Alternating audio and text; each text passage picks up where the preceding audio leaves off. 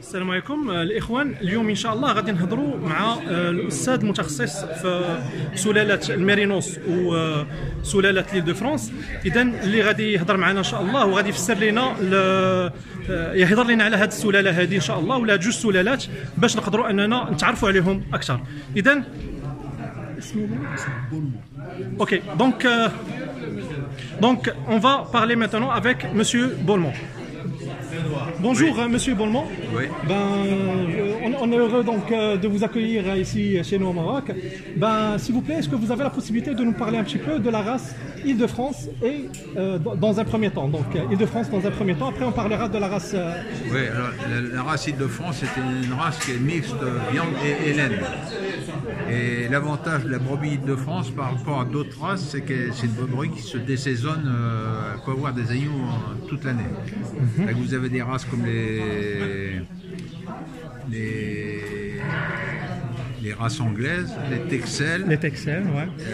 N'ont jamais d'agneaux à l'automne, ils n'ont des agneaux qu'au printemps.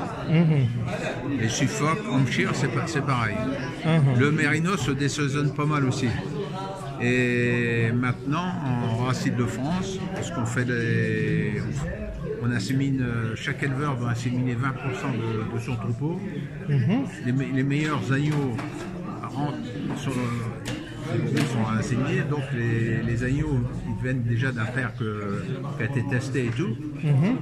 Les meilleurs agneaux rentrent dans le schéma de testage à la station Verdilly, là, de côté de Château-Thierry, et les meilleurs restent pour l'insémination. Et les autres après, on fait une vente aux enchères. Alors, les éleveurs achètent ou d'autres personnes, c'est organisé ce jour-là. Pour améliorer déjà leur race, pour que le géniteur soit un améliorateur et non un destructeur au niveau phénotype et génotype. Parce qu'au point de vue origine, au point de vue, c'est très bon. Et puis en plus, là, ils sont testés sur le développement, sur la croissance et tout, le type, l'épaisseur de gras, c'est très important. C'est quoi? Donc c'est ça les normes qu'on prend pour donc maintenant, une fois on fait. Déjà on prend déjà même l'épaisseur de gras comme indice. Parce que si un mouton, s'il est très très bon en question origine, en question papier, mais s'il est pas bon, puis si jamais il a beaucoup de gras et tout ça, il est déclassé. Il peut pas être parmi les premiers. Et concernant la race Mérinos? Voilà, la race Mérinos c'est différent, parce que la race Mérinos auparavant c'était une race à laine. C'était une race à laine. 40, 50, 60 ans, la laine valait cher. Aujourd'hui la laine, je sais pas ici au Maroc, mais nous en France la laine elle vaut pas grand chose. Mais la qualité de la laine Mérinos c'est de très bonne qualité. C'est de très bonne qualité. Et même sur l'île de France, je reviens sur l'île de France, il faut que l'animal ait une bonne laine aussi, parce que s'il n'a pas une bonne laine, c'est pas bon. Alors le Mérinos, on l'a boosté déjà.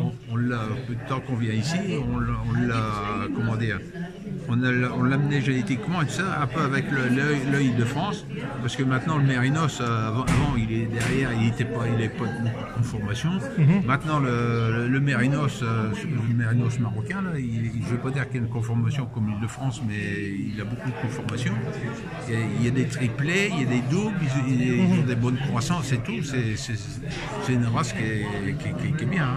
À mon avis, les Mérinos marocains, c'est presque les meilleurs d'Europe, sûr, et puis d'Amérique latine. Merci monsieur. Et concernant la coopération Maroc-France dans cette race-là, donc qu'est-ce que vous pouvez nous dire là-dessus déjà? En France, les Mérinos, ici on cherche à développer, il faut qu'ils aient des belles cornes et tout. Mais en France, avec la main-d'œuvre et tout ça, les gens ils veulent plus de cornes. Ah bon? En France déjà c'est les cornages, donc je pense dès le début d'âge, dès les 15 jours. Dès les 15 jours et même l'encodage, donc pour enlever les cornes. Des petites cornes ça va, mais des grandes cornes. Parce que ça peut causer des accidents déjà et plein de choses, n'est-ce pas? Et tout ça c'est une question de main d'œuvre. Ah bon? Ok, donc je vous remercie monsieur. De rien. C'était un plaisir.